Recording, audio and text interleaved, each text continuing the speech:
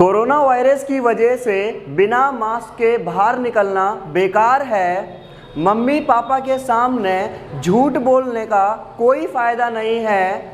मेरे सामने किसी भी प्रकार का बहाना बनाने का कोई फ़ायदा नहीं है। हेलो फ्रेंड्स, मैं विष्णु दिवाकर। आज की वीडियो में हम बात करने वाले हैं एक स्पेशल यूज़ यानी कि इट इज़ नो यूज़ या फिर इट इज़ यूज़लेस। इसका हम यूज़ स्पोकन इंग्लिश में कैसे करेंगे, तो चलिए शुरुआत करते हैं। सबसे पहले मैं आपको बता दूं, यहाँ मैंने स्ट्रक्चर तैयार किया है। आपको क्या करना है, सबसे पहले आपको लिखना है इट इज़ नो यूज़ या फिर इट इज़ यूज़लेस।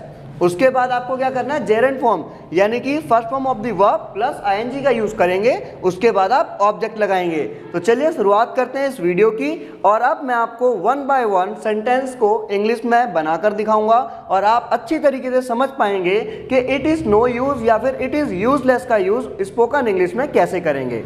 तो जैसे कि आपके सामने बोर्ड पर फर्स्ट सेंटेंस लिखा हुआ है, जंक फूड खाना बेकार है। जैसा कि आप सभी जानते हैं, कोरोना वायरस की वजह से अभी बाहर का खाना जो है घर वालों ने मना कर रखा है। तो हम यहाँ पर जो सेंटेंस देखिए, जंक फूड खाना बेकार है, तो आप इसे बोलेंगे इट इज़ नो यूज़।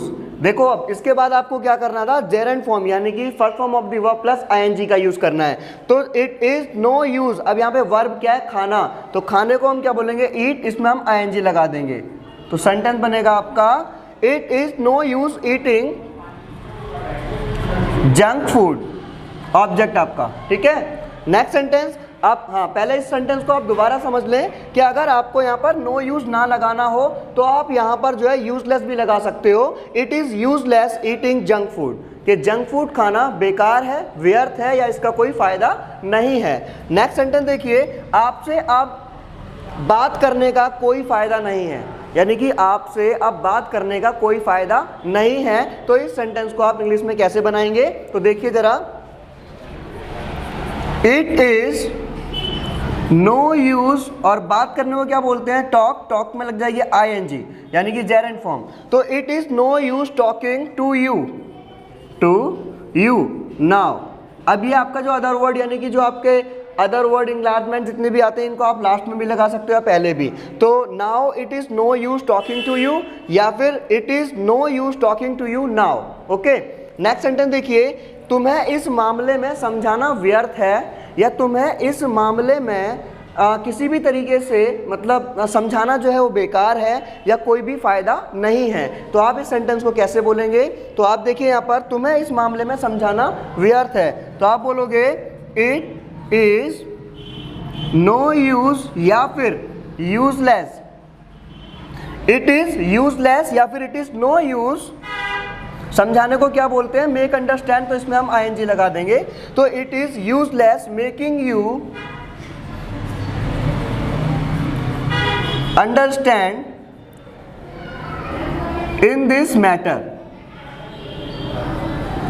तो it is useless making you understand in this matter या फिर it is no use making you understand in this matter, कि आपको इस मामले में समझाने का कोई फायदा नहीं है या फिर इस मामले में आपको समझाना व्यर्थ है या बेकार है। नेक्स्ट सेंटेंस देखिए, उसे डांस सिखाने का कोई फायदा नहीं है, यानी कि उसका मन है ही नहीं डांस सीखने का और आप फिर भी आप उसे डांस के लिए बोल रहे हैं। तो यहाँ पर आपने सेंटेंस बताया कि उसे डांस सिखाने का कोई फायदा नहीं है। तो इस सेंटेंस को आप बनाएंगे it is useless.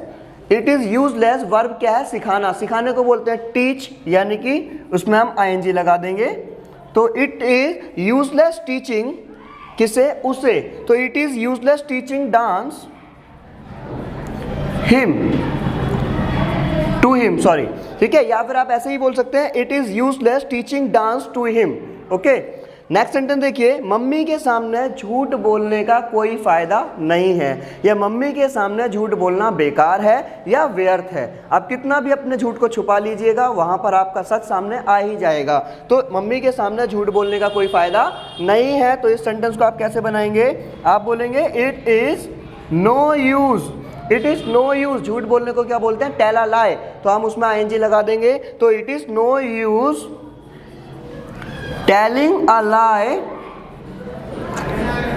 in front of mom, mother या जो भी आप बोलते हैं, ठीक है।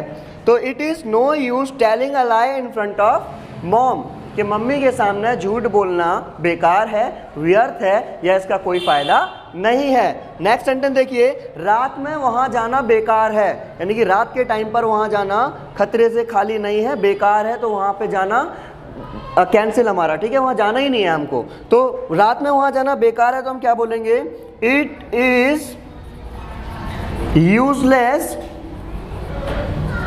Going there, it is useless going there. और याद रहे रात में के लिए हम वहाँ पे एट का यूज़ करेंगे, एट नाइट, ठीक है। दिन में होता तो हम बोलते हैं इन द मॉर्निंग, ठीक है, बट रात है तो वहाँ पर हम क्या लगाते हैं, एट नाइट। तो it is useless going there at night, या फिर it is no use going there at night. तो आई होप कि आपको अच्छी तरीके से समझ में आया होगा।